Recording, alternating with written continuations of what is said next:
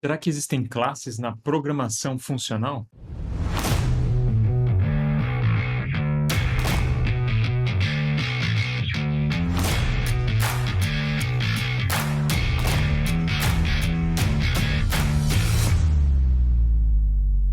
E aí, galera, beleza? Acho que eu já fiz essa brincadeira por aqui. Imagino que vocês já escutaram por aí, mas dizem que o papagaio aprendeu a falar depende e virou engenheiro de software sênior. Porque, de fato, né, pessoal, para quase todas as perguntas em desenvolvimento de software, a resposta correta é depende.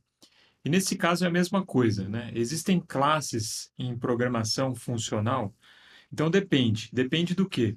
De duas coisas. Primeiro, o que você quer dizer com classe, e segundo, o que você quer dizer com programação funcional. Então, programação funcional, vamos entender aqui nesse vídeo como sendo um estilo de programação em que você prefere utilizar funções puras, que não têm efeito colateral, e em vez de você ter objetos, né, que possuem métodos que estão conectados com esses objetos, em programação funcional, em geral, você tem as funções separadas das estruturas de dados.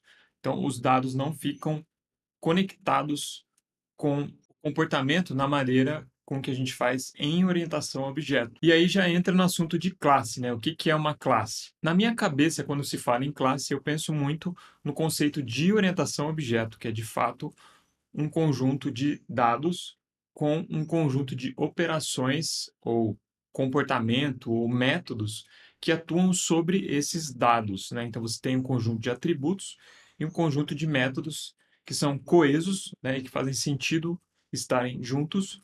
E em geral você instancia objetos a partir de classes e esses objetos vêm então com esses dados que foram definidos na classe e com esses métodos que também foram definidos na classe. Então, assim, se você for ler lá o Elegant Objects, que eu recomendo você ler, é um livro espetacular para quem quer de fato fazer orientação a objeto, ele vai falar diferente, ele vai falar que o objeto não é um conjunto de dados com um conjunto de métodos, mas ele pensa mais no sentido de ser uma entidade mesmo, que você pede para fazer coisas, né, que de fato essas entidades, que são os objetos, eles se comunicam mandando mensagem uns para os outros.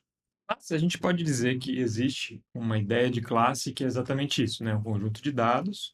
Então você define como se fosse uma estrutura de dados e define também operações nessas estruturas de dados dentro, né, da própria estrutura. Então uma classe ela contém esses atributos e esses métodos num lugar só. Então, quando você instancia, você tem um objeto que contém aqueles dados, que contém estado, e você tem métodos que você pode chamar nesse objeto, que, em geral, vão alterar o estado do objeto. Então, se você está pensando nessa definição de classe, eu acho que a gente pode dizer com bastante tranquilidade que em programação funcional tradicional, clássica, não existe classe nesse sentido, porque a gente não faz esse binding aí, essa soldagem de dados e métodos e operações em programação funcional. Em geral, você tem os seus dados separados das suas funções, né? Os dados são estruturas de dados, tipo mapa, record, etc. E você tem as funções separadas desses dados. Porém, a gente pode pensar no conceito de classe de uma maneira mais genérica, que é de fato quando você agrupa coisas relacionadas dentro de um programa, que eu gosto de chamar em geral de módulo e não de classe. Mas isso é uma questão de nomenclatura. Então, se com classe você quer dizer um apanhado de elementos relacionados que você coloca junto dentro do programa, a gente pode dizer também, com tranquilidade, que existem classes em programação funcional, no sentido de agrupados de coisas relacionadas, de dados e comportamento relacionado que você coloca dentro do mesmo lugar. Então, nesse sentido, a gente pode pensar, por exemplo, lá no Java. A gente tem a classe java.lang.math. Então, math com M maiúsculo aqui.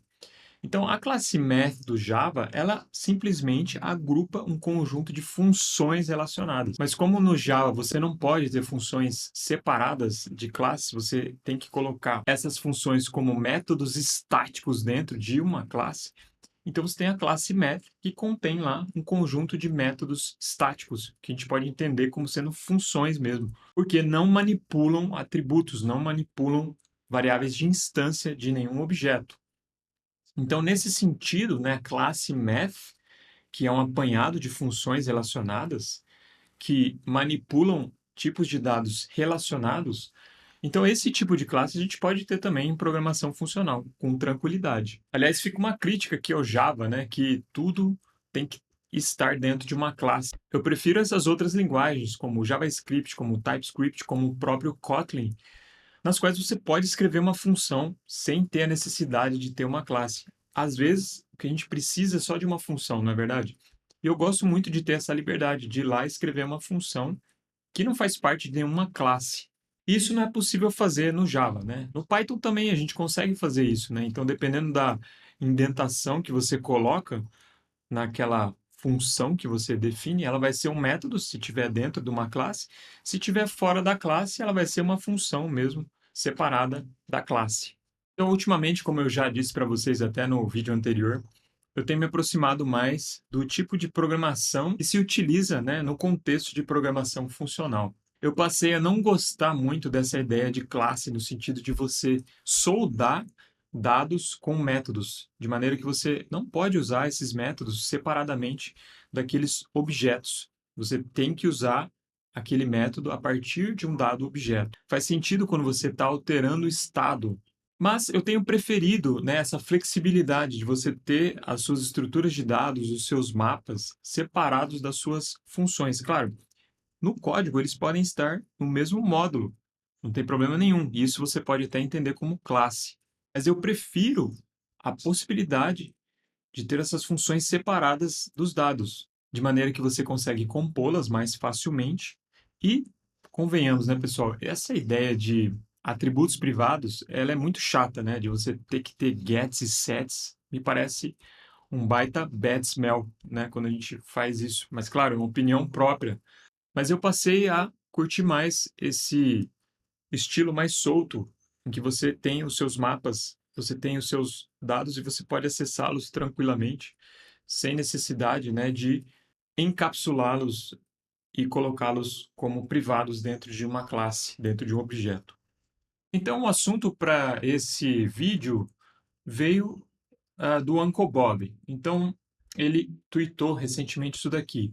Você deve subdividir um programa funcional em classes da maneira como você faria num programa orientado a objetos? E aqui ele afirma, né? Sim, você deveria, porque as regras não mudam só porque você escolheu utilizar estruturas de dados imutáveis. E aqui, de fato, né, o pessoal ficou um pouco revoltado, o pessoal mais hardcore da programação funcional, e isso é dado ao fato de que eles não entenderam o que o Uncle Bob quis dizer com classe, né? Então ele fala aqui, ó, uma classe é um grupo de funções coesas e definidas estritamente que operam em uma estrutura de dados encapsulada. As funções podem ou não serem aplicadas polimorficamente. Então aqui ele está falando que a função ser polimórfica é opcional. Então aqui, né, ele define de uma maneira mais genérica o que seria uma classe, um conjunto, coleção, grupo ou configuração contendo membros que têm certos atributos ou características em comum, um tipo ou categoria. E aí ele continua falando, né, por que ele considera que isso, né, esse tipo de classe também existe em programação funcional. Ele dá um exemplo aqui de um sistema que ele está desenvolvendo. Achei bem legal esse exemplo, né? Então ele fala o seguinte: ele criou um módulo chamado Protocol que tinha código que implementa o protocolo do Nostr. E aí ele foi percebendo, né, que esse módulo tinha funções que lidavam com WebSockets e funções que lidavam com mensagens e funções que lidam com elementos de protocolo. Essas funções eram coesas no sentido de que estavam todas relacionadas com o protocolo Nostr, mas não havia uma estrutura de dados central que as unificasse. E aí ele percebeu que, na verdade, aquele módulo poderia ser separado, porque no módulo de protocol tinha código relacionado com o WebSocket, que é uma outra abstração, poderia ser entendida como uma outra estrutura de dados.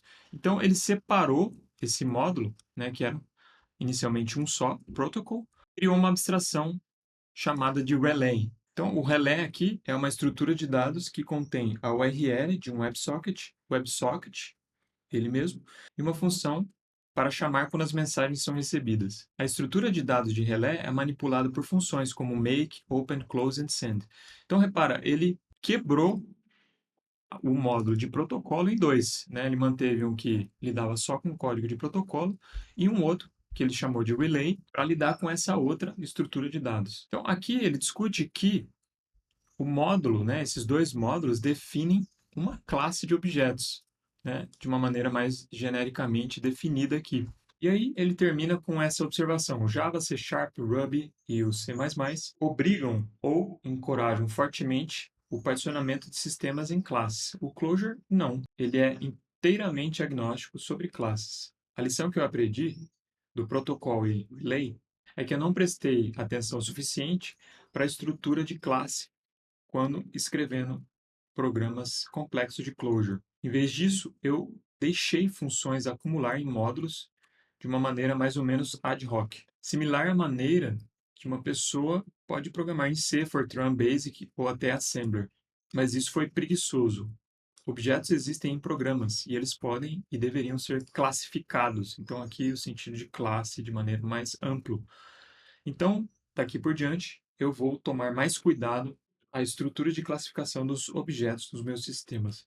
E aqui eu gostei muito desse princípio aqui que a gente pode de fato usar em todo tipo de programa, né? A place for everything and everything in its place.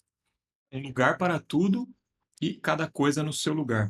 Achei bem legal esse princípio e, de fato, a gente pode usar nos nossos programas. O Uncle Bob escreveu um outro post relacionado depois desse, que eu acho que esse post também ainda não deixou totalmente claro o que ele quis dizer com classe, e lá ele mostrou, nesse último post, o que ele entende por classe até no Clojure. Dá uma olhada. Esse post aqui também é bem divertido, o Uncle Bob coloca aqui até uns memes e tal, e fala sobre a questão, né, de estar utilizando o Clojure, que é dinamicamente tipado. Tem um pessoal mais hardcore de programação funcional que acredita que somente programação funcional estaticamente tipada é que de fato é programação funcional. Então ele faz uma brincadeira sobre isso aqui, mas o que eu queria mostrar, depois vocês podem ler o post em detalhe, mas o que eu queria mostrar é o exemplo que ele dá aqui em Clojure, né, que é um exemplo de uma classe, né, que ele chamou de classe. Na verdade, é um módulo no qual ele define o que ele chama de classe aqui, Cloud. Então, ele está usando aqui o Clojure Spec para definir tipos. Eu acho isso uma coisa bem interessante também, dado que o Clojure é uma linguagem dinamicamente tipada. Então, ele define aqui que x é um number, y é um number, concentration também é um number, e o que seria uma cloud? É um mapa, né, que contém x, y e concentração, né? Então, o local da cloud e a concentração.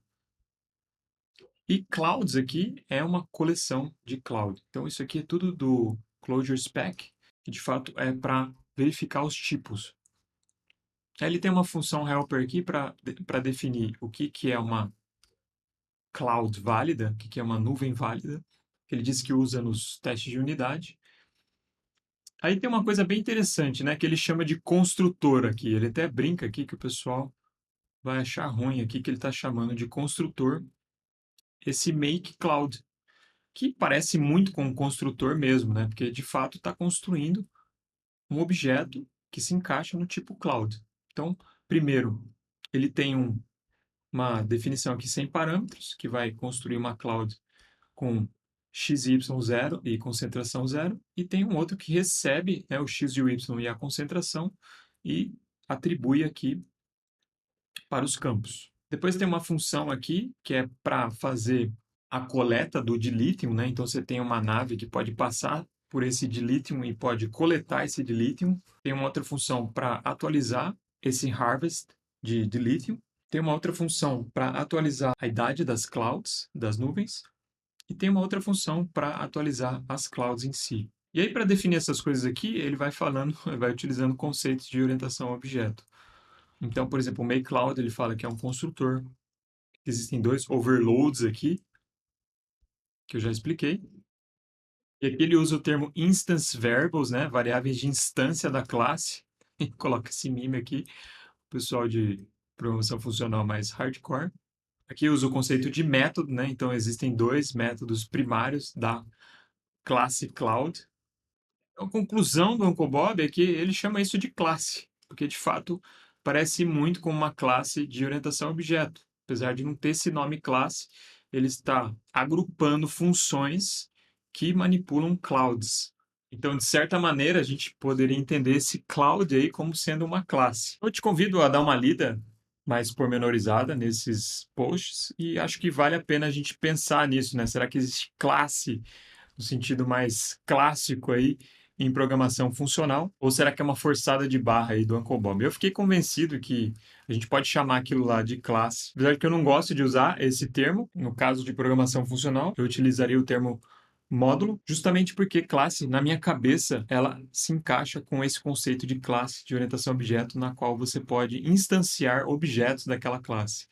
E não é o caso ali. Eu espero que vocês tenham curtido essa discussão. Coloca aí nos comentários se você tem alguma ideia diferente. E aí, como eu disse para vocês, nesse ano eu vou trazer mais sobre programação funcional. Já já vai começar meu curso de Clojure e eu vou trazendo mais ideias sobre essa linguagem espetacular para vocês também. Fiquem com Deus e até o próximo vídeo.